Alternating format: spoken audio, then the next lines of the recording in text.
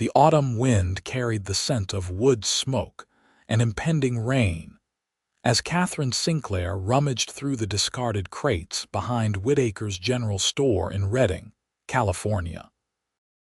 The year was 1878, and the once promising gold rush town had settled into a rhythm of quiet desperation for some and comfortable prosperity for others.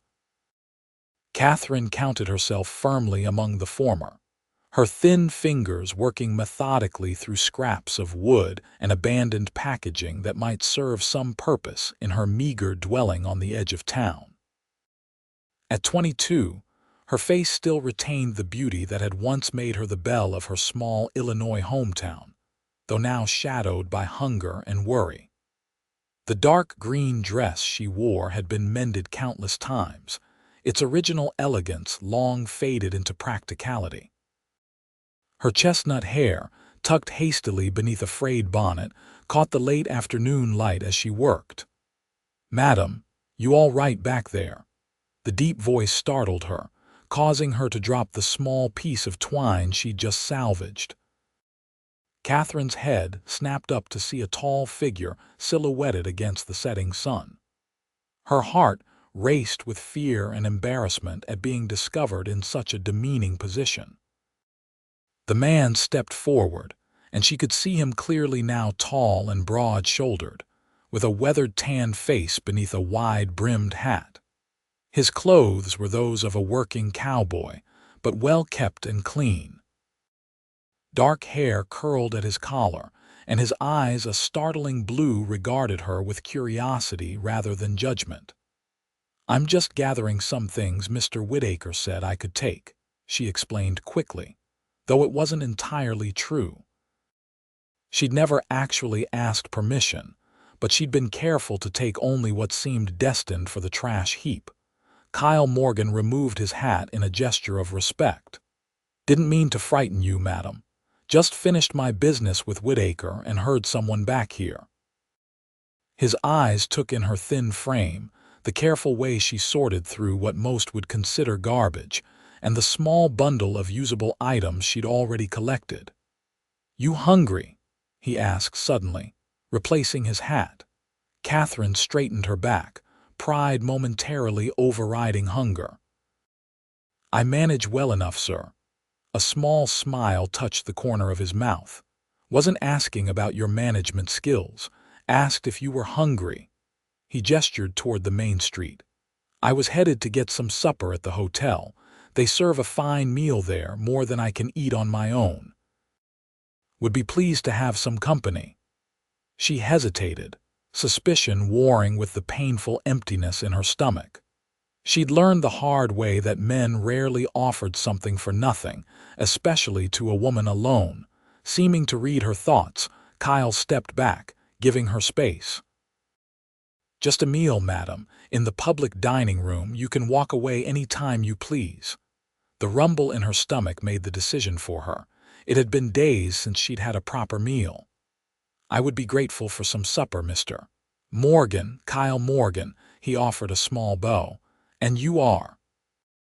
"Katherine Sinclair." She gathered her small collection of scraps and tucked them into the worn satchel at her side. "Miss Sinclair, would you do me the honor of joining me for dinner?" The dining room of the Redding Hotel was modest by city standards but represented luxury to Katherine. Crystal oil lamps cast a warm glow over white tablecloths, and the aroma of roasted meat and fresh bread made her dizzy with anticipation. She was acutely aware of her shabby appearance among the other diners, most of whom were traveling businessmen or local merchants and their wives. Kyle guided her to a corner table with gentle courtesy, seemingly oblivious to the curious glances they attracted. He ordered for both of them roast beef, potatoes, fresh vegetables, and apple pie for dessert, and a bottle of wine that cost more than Katherine had seen in months. "You're new to Redding," he observed as they waited for their food.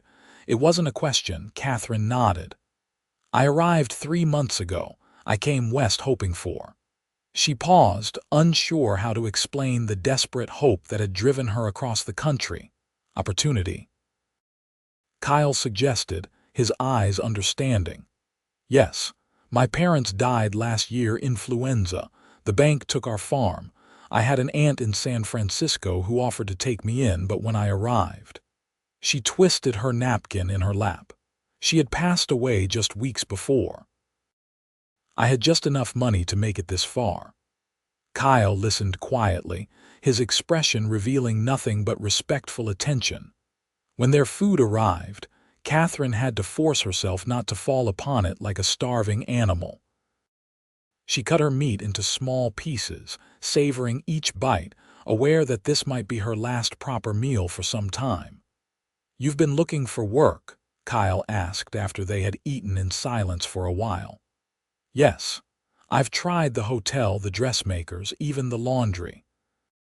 There seems to be little need for an unmarried woman with few skills beyond basic farming and housekeeping."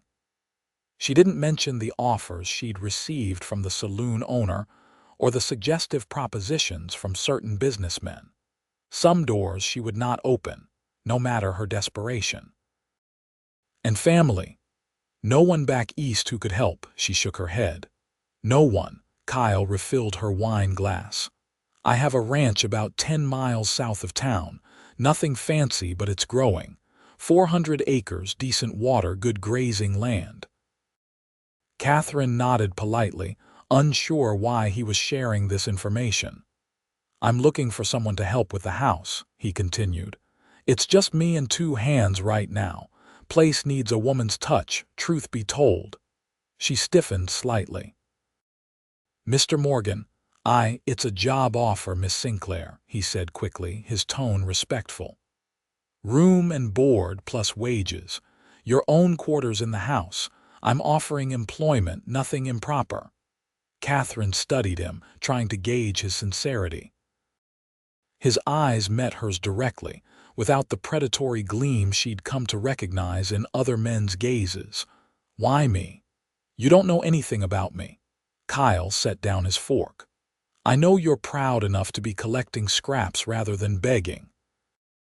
I know you have good manners and speak like someone who's had schooling. And I know what it's like to be down on your luck in a strange place." He paused. "My mother raised me to believe in helping folks when I can. The ranch needs help, you need work. Seems straightforward enough." Katherine considered his offer. The prospect of regular meals and a roof that didn't leak was tempting beyond words. Still, she was wary. Would there be other women there? No, he admitted. "But my foreman's wife, Martha Jenkins, comes by twice a week from their place nearby to help with laundry and such. You'd meet her. And Redding's only a few hours' ride. You could come to town regularly, attend church if you like." She took a sip of wine, considering. "I would need to know my specific duties. And the wages." Kyle named a monthly sum that made her eyes widen slightly. Not a fortune, but far more than she'd expected, and with room and board included. As for duties, it's keeping the house in order, cooking meals, mending, the usual housekeeping. "I'm not looking for a servant, Miss Sinclair. The ranch is growing, and I need someone who can take charge of the household while I manage the cattle and land." The offer was more than fair. Almost too good to be true, which made Katherine hesitant. Yet there was something about Kyle Morgan's straightforward manner that inspired trust. "I would want the freedom to leave if the arrangement doesn't suit me," she said firmly. "Of course, I'll even provide transportation back to town if you decide to move on." He studied her for a moment. "I don't mean to rush you, but if you're interested, I'm heading back tomorrow morning. You're welcome to ride along, see the place, and decide then. If you don't like what you see, I'll bring you straight back to town. No questions asked." Katherine looked down at her empty plate, then at her threadbare dress, and thought of the tiny, drafty room she'd been renting with her rapidly dwindling funds. Winter would be coming soon. "I'll come see the ranch," she decided, "but I make no promises beyond that."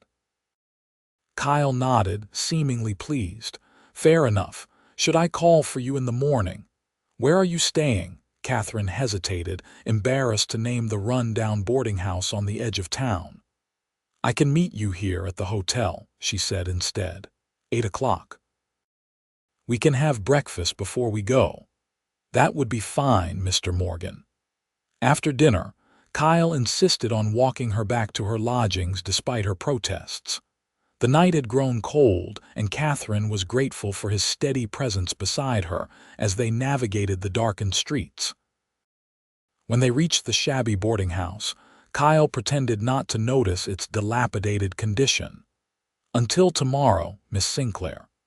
He tipped his hat and waited until she was safely inside before turning away. Katherine climbed the narrow stairs to her attic room, her mind racing with the day's unexpected turn of events.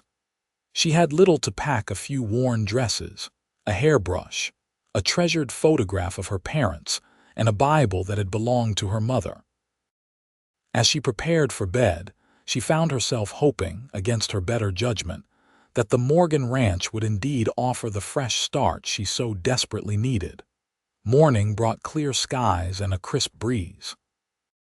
Katherine arrived at the hotel precisely at 8, wearing her best dress, a faded blue cotton that had once been quite fashionable. She'd spent an hour mending a tear in the sleeve and polishing her only pair of boots. Kyle was waiting in the lobby, dressed in clean work clothes with a leather vest. He greeted her with a smile that crinkled the corners of his eyes. "Miss Sinclair, right on time." After a breakfast that was almost as hearty as the previous night's dinner, they set out. Kyle had brought a wagon rather than riding horseback, explaining that it would be more comfortable for her and allow room for any belongings she might have. "I took the liberty of loading some supplies," he said as he helped her onto the wooden seat. "We don't get to town as often as we might like." The road south from Reading wound through hills dotted with oak and pine trees. The autumn colors were beginning to show, painting the landscape in golds and reds. Kyle handled the team of horses with easy confidence, pointing out landmarks and telling her about the area's history. "My father came out here in '51 during the gold rush," he explained. "Never found much gold, but he had a good eye for cattle country. Started with just 50 acres and a dozen head of cattle. By the time he passed on 6 years ago, it had grown to what it is now." "And your mother?" Katherine asked. A shadow crossed his face. "She died when I was 14, childbirth. The baby, my sister, didn't survive either." "I'm sorry," Katherine said softly. He nodded his acknowledgement. "It's just been me since Pa died. The Jenkinses, Tom's my foreman, they've been with us for years. Good people.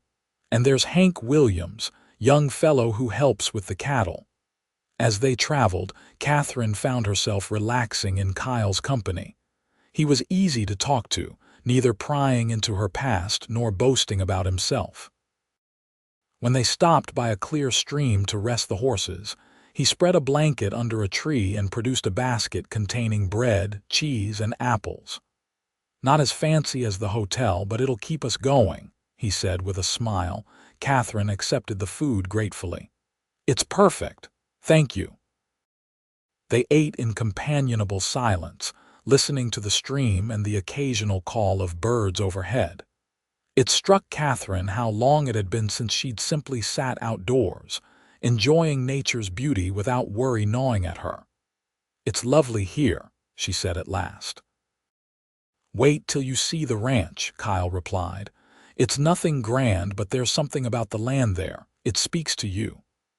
By mid-afternoon, they crested a hill and Kyle pulled the wagon to a stop. There it is, Morgan Ranch.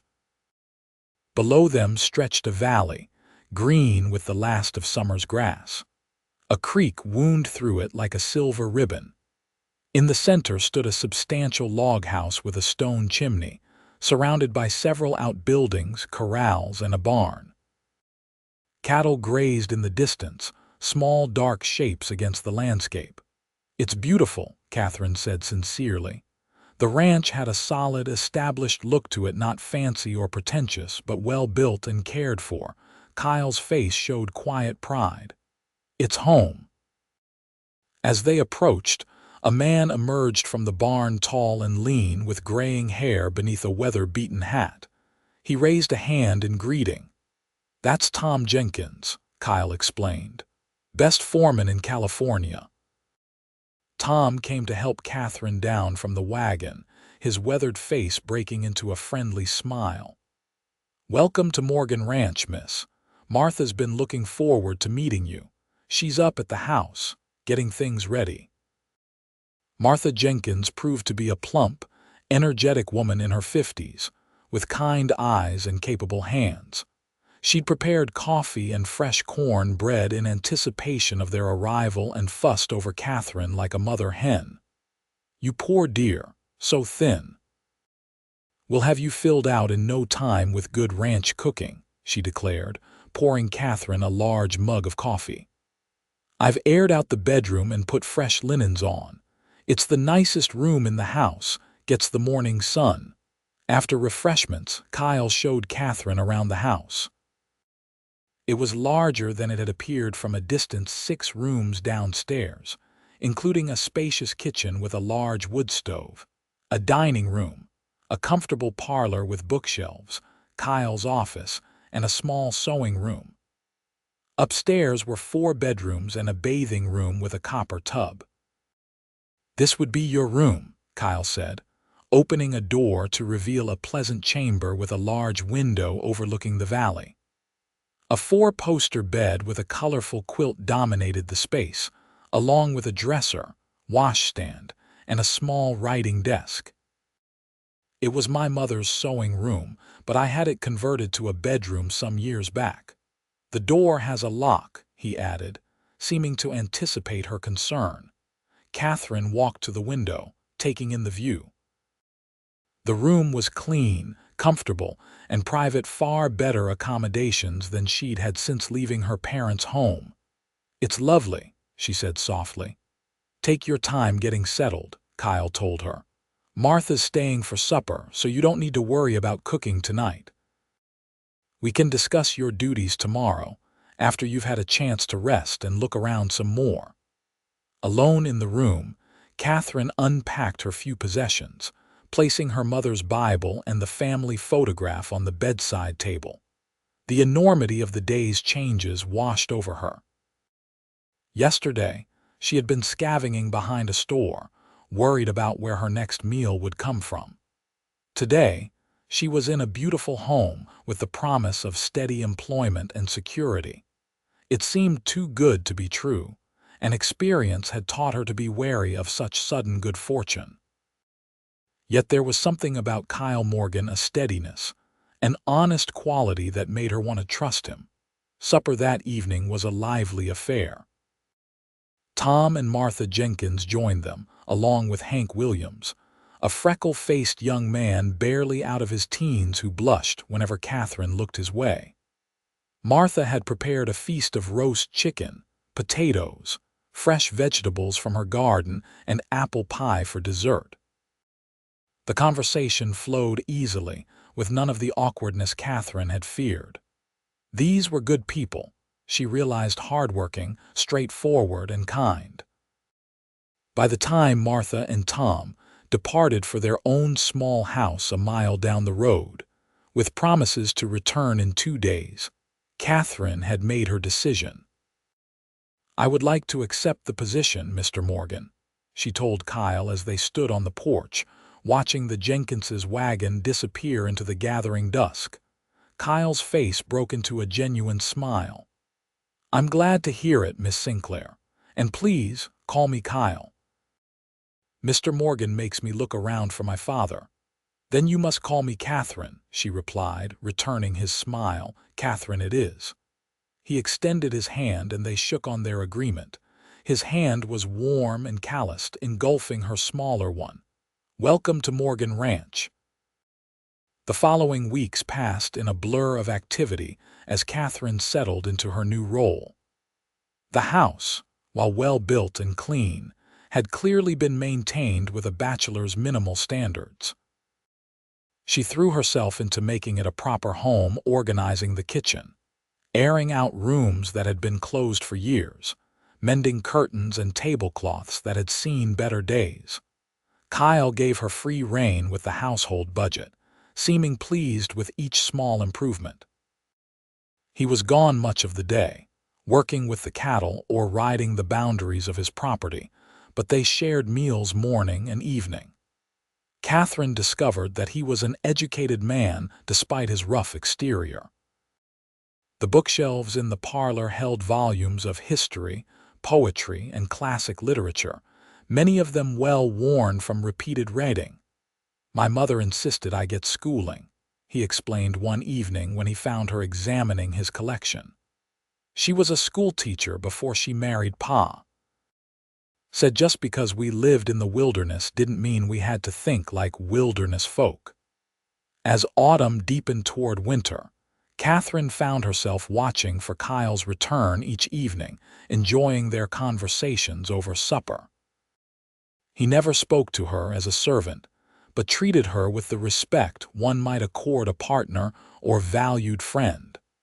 Martha Jenkins became a dear friend, teaching Katherine the particulars of ranch cooking and sharing gossip about the surrounding properties and their owners.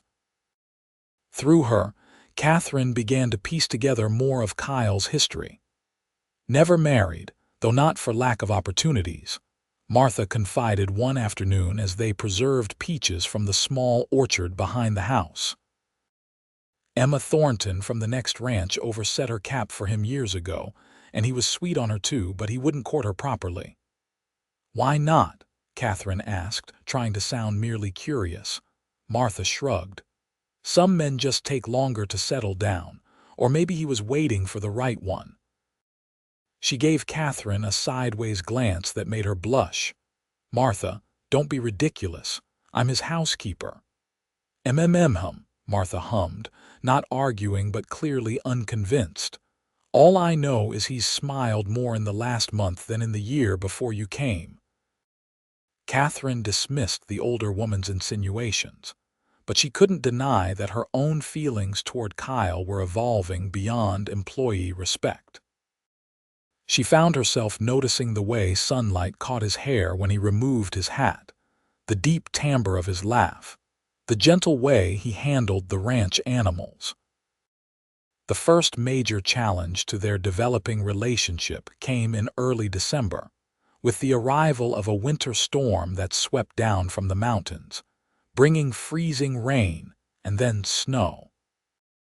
Kyle and the men worked frantically to bring the cattle closer to the ranch buildings and ensure they had access to feed and water.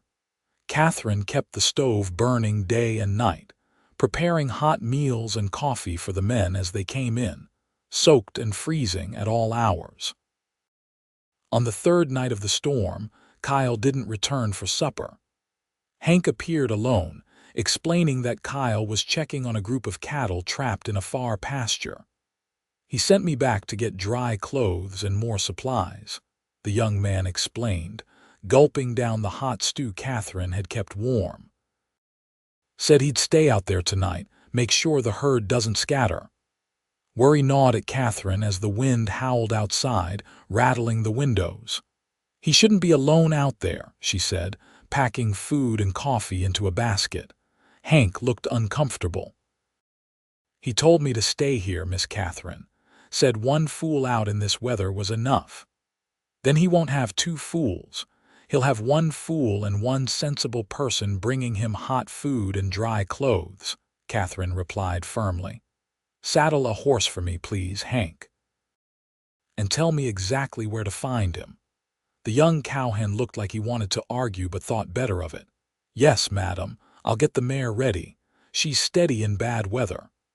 20 minutes later, bundled in every warm garment she could find, Katherine set out into the storm.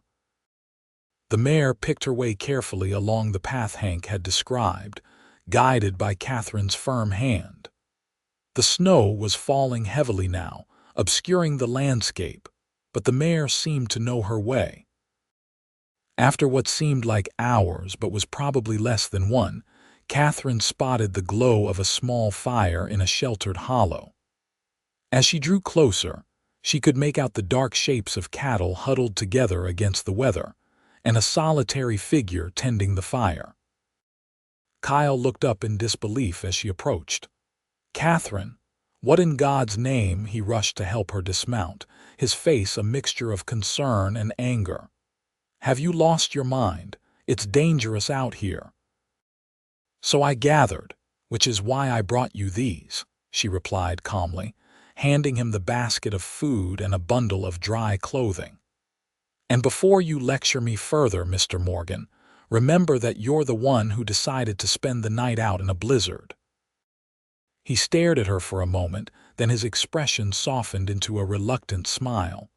"You are the most stubborn woman I've ever met." "I'll take that as a compliment.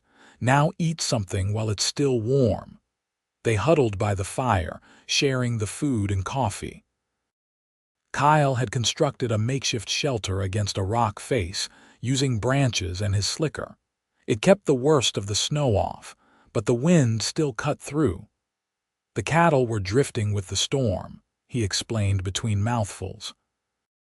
"If they'd scattered across the hills, we might have lost half the herd, had to keep them together." He looked at her with serious eyes. "You shouldn't have come out, Katherine, but I'm grateful for the food and dry clothes." "I couldn't just sit by the fire while you froze out here," she said simply. Kyle studied her face in the firelight. "You're something special, you know that." Before she could respond, a particularly fierce gust of wind blew sparks from the fire, and one of the cattle bellowed in alarm. Kyle was on his feet instantly. "Stay here. I need to check on them." He disappeared into the darkness. Katherine huddled closer to the fire, pulling her coat tighter around her. The initial bravery that had propelled her out into the storm was beginning to wane in the face of the relentless cold and wind. When Kyle returned, his expression was grim. "Storm's getting worse. We need to get you back to the house." "What about the cattle? And you?" "I'll stay with them," he said firmly. "But you're going back. I'll take you." "If you can leave them long enough to take me home, you can come back with me and return at first light," she argued. "You need proper rest, Kyle. You're no good to the cattle if you collapse from exhaustion." He looked like he wanted to argue, but another gust of wind, even fiercer than the last, seemed to make the decision for him. "All right. They're settled for now, and the worst of the storm should pass by morning." He began kicking dirt onto the fire. "Let's get moving before it gets any worse." The ride back to the ranch was harrowing. The snow had deepened considerably, and the wind drove icy particles into their faces. Kyle insisted that Katherine ride in front of him on his larger, stronger horse, while he led the mare. He wrapped one arm firmly around her waist, holding her secure against him as they navigated the treacherous path. Despite the danger and discomfort, Katherine was intensely aware of the warmth of his body against her back, the strength in the arm that held her. They spoke little, concentrating on the journey, but there was an intimacy in their shared struggle against the elements that transcended words. When they finally reached the ranch house, Hank rushed out to take the horses. Inside, Katherine immediately set about stoking the fire and preparing hot drinks while Kyle shed his outer garments. "You need to get warm and dry," she told him, pushing a mug of coffee laced with whiskey into his hands. "I'll have hot water for a bath in 20 minutes. To her surprise, Kyle caught her hand as she turned away. "Katherine," his voice was low, intense, "don't ever risk yourself like that again, please." The concern in his eyes made her breath catch. "I was worried about you," she said softly, "and I was terrified when I saw you riding up. If anything had happened to you out there."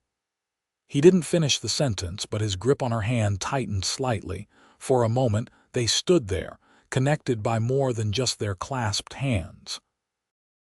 Then Hank's return broke the spell, and Katherine busied herself with heating water for Kyle's bath. Later that night, unable to sleep despite her exhaustion, Katherine stood at her bedroom window, watching the snow swirl in the darkness. The storm seemed to be abating, the wind less fierce. She thought of Kyle, sleeping down the hall, and the look in his eyes when he'd asked her not to risk herself again. There had been something there beyond the concern of an employer for a valued employee. Morning brought clear skies and a transformed landscape. Every surface glittered with snow and ice, beautiful but treacherous. Kyle was gone before Katherine awoke, having left at first light to check on the cattle with Hank. They returned mid-morning with good news: the herd had weathered the storm with minimal losses. As the day progressed and the immediate crisis passed, Katherine found herself reflecting on the previous night's events and the strange intimacy that had developed between her and Kyle. In the days that followed, there was a subtle shift in their relationship. Kyle sought her company more actively, asking her opinion on ranch matters beyond the household, sharing stories from his past. They began reading together in the evenings, taking turns with Dickens and Twain by the parlor fire while winter raged outside. Christmas approached, bringing with it a festive atmosphere despite their isolation. Katherine decorated the house with pine boughs and red berries, and Martha contributed a fruit cake and special recipes for the holiday meal. Kyle rode to town and returned with packages that he stored mysteriously in his office, refusing to allow Katherine to clean in there until after Christmas. On Christmas Eve, they attended a service at the small church near the Jenkinses' home, joining other ranching families from the surrounding area. Katherine, wearing a new dark green wool dress that Kyle had insisted on buying her as part of her uniform, was introduced as Miss Sinclair, my housekeeper. Yet the way he stayed by her side, the pride in his voice when he presented her to his neighbors, spoke of something more. Emma Thornton, a handsome woman in her 30s who owned the neighboring ranch with her brother, watched their interaction with sharp eyes. "So you're the famous Miss Sinclair," she said when they were introduced. "Kyle's letters to town have mentioned you frequently." Katherine wasn't sure how to respond to this. "Mr. Morgan has been very kind to me," she said carefully. Emma's smile didn't quite reach her eyes. "He's a kind man, too kind sometimes." She glanced at Kyle, who was speaking with Emma's brother nearby. "Just be careful with him, Miss Sinclair. Some might mistake his generosity for something else." The warning, gently delivered but unmistakable, lingered in Katherine's mind as they rode home through the starlit night. Was she misinterpreting Kyle's attention? Or was Emma Thornton simply jealous of a perceived rival? Christmas morning dawned clear and cold. Katherine rose early to prepare a special breakfast and found Kyle already in the kitchen, stoking the fire. "Merry Christmas," he greeted her with a warm smile. "I have something for you." He led her to the parlor, where a small pine tree had been set up in the corner, decorated with paper stars and strings of cranberries that hadn't been there the night before. "When did you do this?" she asked, delighted. "After you went to bed. Wanted it to be a surprise."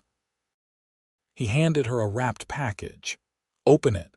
Inside was a beautiful leather-bound journal and a silver fountain pen. "I've noticed you writing sometimes in the evenings," he explained. "Thought you might like something proper to write in." Tears pricked at Katherine's eyes. It was a thoughtful gift, personal without being too intimate. "Thank you. It's perfect." She hesitated. "I have something for you too, though it's not nearly so fine." She retrieved a package from her room, a knitted scarf in deep blue wool that she'd worked on secretly during the evenings. "The color matches your eyes," she said, suddenly shy. Kyle ran his fingers over the soft wool. "You made this," she nodded. "No one's made anything for me since my mother died," he said quietly. He wrapped the scarf around his neck. "How does it look?" "Very handsome," she replied truthfully. Their eyes met, and for a moment Katherine thought he might step closer. might finally bridge the invisible gap that had been narrowing between them for weeks. Instead, he cleared his throat. "I should check on the horses. Tom and Martha will be here soon for dinner." Katherine watched him go, confusion and disappointment warring in her heart. There were times, like now, when she was certain Kyle felt something beyond friendship for her. Yet he maintained a careful distance, never crossing the line between employer and employee. The day passed pleasantly, with a festive dinner and warm companionship, but by evening, Katherine had resolved to clarify her position. If she had misread Kyle's intentions, it was better to know now, before her heart became even more involved. After the Jenkinses departed and Hank retired to his quarters in the bunkhouse, Katherine found Kyle in his office, looking over some papers. "You have a moment to talk?" she asked from the doorway. He looked up, his expression open. "Of course, come in." She closed the door behind her and took a deep breath. "I need to ask you something, and I hope you'll give me an honest answer." Kyle set down his pen, giving her his full attention. "Always." "What am I to you, Kyle? Am I just your housekeeper?" His eyes widened slightly at her directness. "Katherine, because I need to know," she continued, her courage nearly failing her but pressing on. "These past months I've come to care for you, to care for this place as more than just an employee. But if that's all I am to you, I need to guard my heart accordingly." Kyle stood up slowly, his expression unreadable. "You've never been just a housekeeper to me, Katherine, not from the moment I found you behind that store." Hope fluttered in her chest. "Then what am I to you?" He moved around the desk until he stood before her. "You're the woman I think about from the moment I wake until I fall asleep at night. You're the reason I rush home instead of lingering with the herd. You're the first person in years who's made this house feel like a home again." "Then why have you kept your distance?" she asked softly. Kyle ran a hand through his hair, a gesture she'd come to recognize as a sign of his inner turmoil. "Because I found you when you were desperate. I gave you a job, a home. I never wanted you to feel obligated or pressured." He looked at her earnestly. "I wanted to be sure that anything between us would be your free choice, not gratitude or dependency." Katherine's heart swelled with emotion. "Kyle Morgan, do you really think I'm the kind of woman who would give her heart out of gratitude for a job?" A slow smile spread across his face. "No. You're the kind of woman who rides into a blizzard to bring a stubborn cowboy his supper." "Exactly." She took a step closer. "So I'm telling you now, of my own free will, that I have feelings for you that go far beyond employee and employer." Kyle reached out, gently touching her cheek. "I've been falling in love with you since that first dinner in Reading, Katherine Sinclair. I just never dared hope you might feel the same." "I do," she whispered. He leaned down, and their lips met in a kiss that started gentle but quickly deepened with months of suppressed longing. Katherine felt herself melting into him, her hands sliding up to his shoulders as his arms encircled her waist. When they finally parted, both breathless, Kyle pressed his forehead against hers. "I should have done that weeks ago." She smiled up at him. "Better late than never, Mr. Morgan." As winter gave way to spring, Katherine and Kyle's relationship blossomed openly. They still maintained propriety. Katherine continued her duties as housekeeper, and Kyle was careful to respect her position when others were present. But in private moments, they explored the deepening connection between them, sharing hopes and dreams, fears and memories. The ranch flourished under their combined care.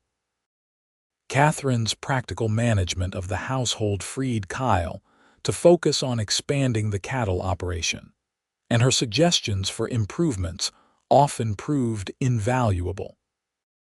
Together, they planted a larger vegetable garden, repainted the house, and added a proper front porch where they could sit in the evenings, watching the sun set over their land. For it had become their land in Katherine's mind, though she had no legal claim to it. She poured her heart into making the ranch a true home, as she had once done for her parents' farm.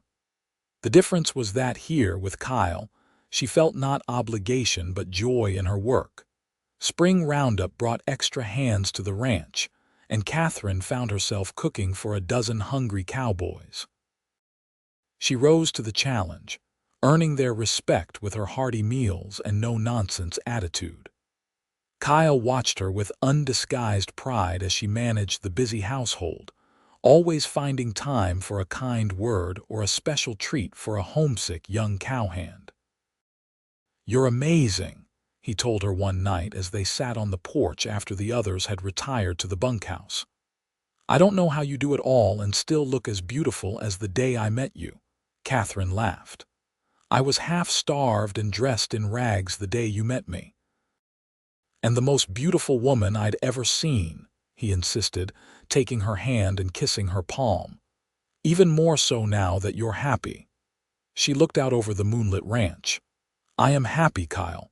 Happier than I ever imagined I could be again after my parents died." He was quiet for a moment, then turned to face her fully. "Katherine, I've been thinking a lot about us, about the future." He took both her hands in his.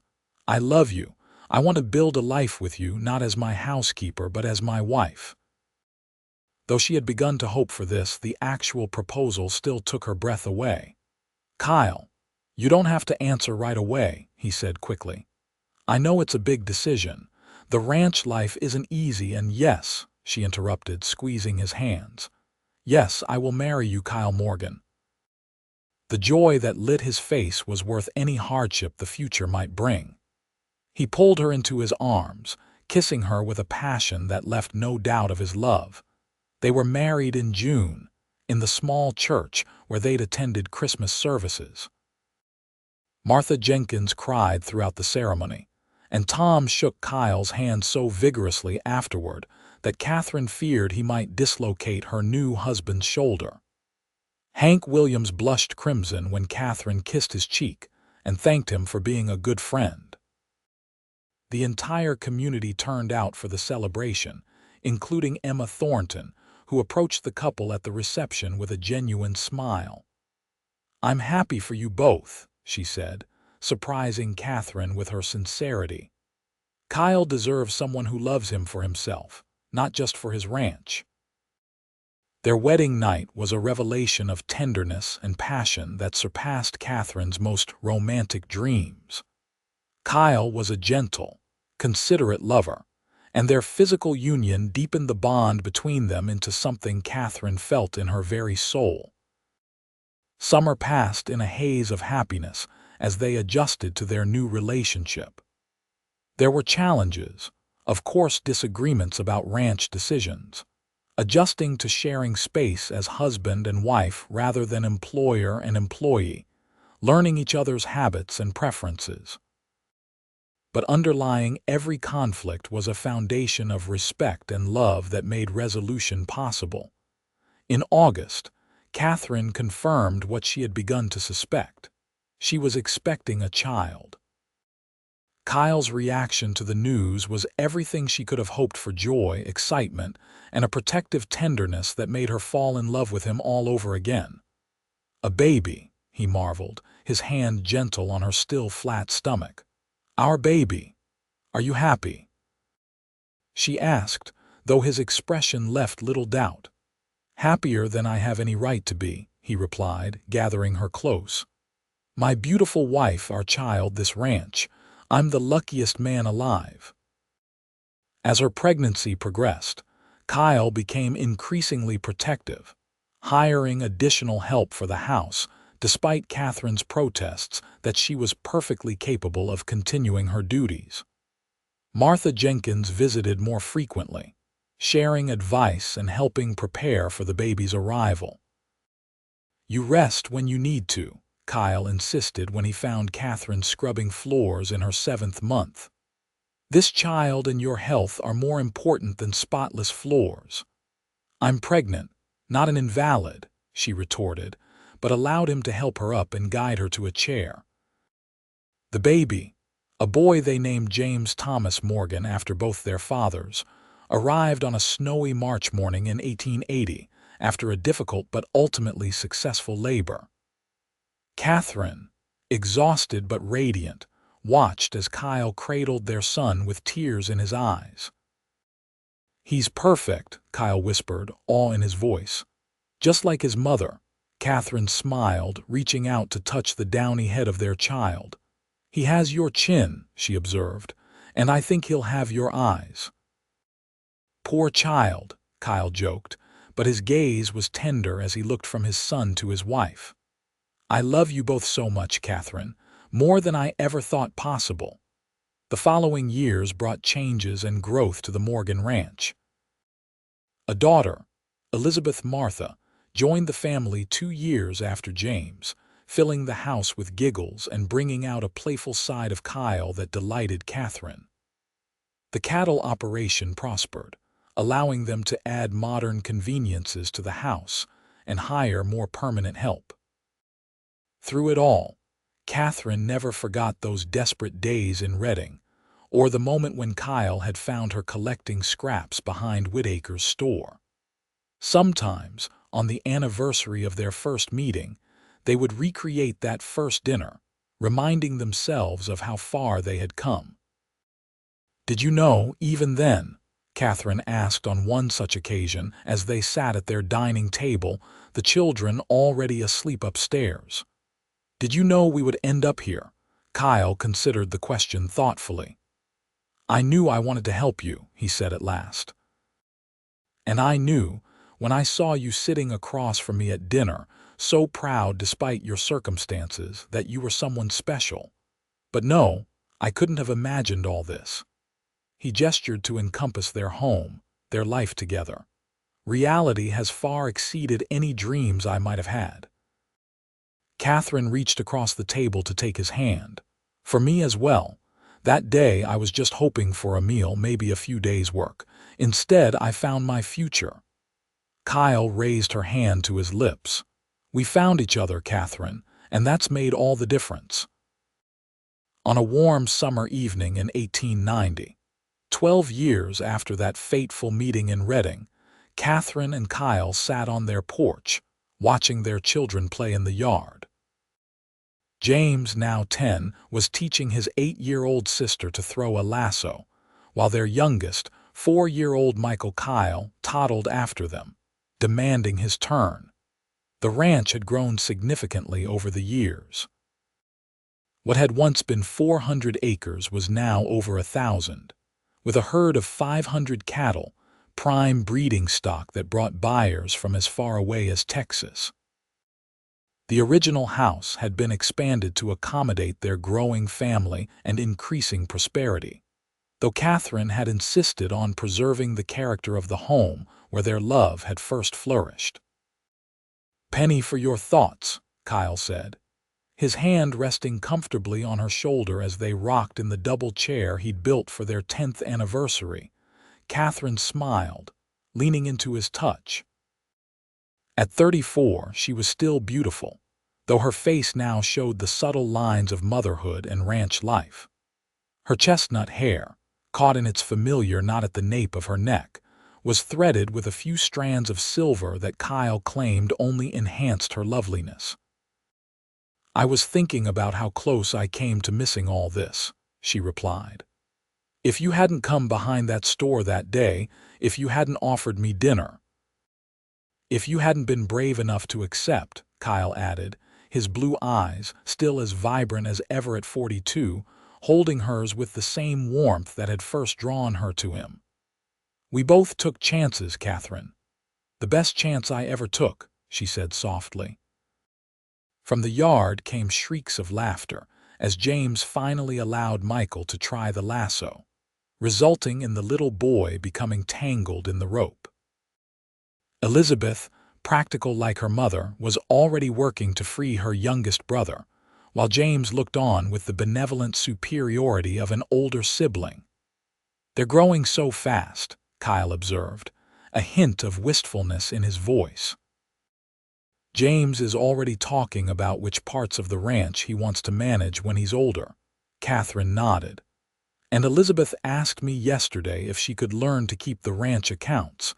She says she wants to be just like her father when she grows up. Kyle chuckled. God help her.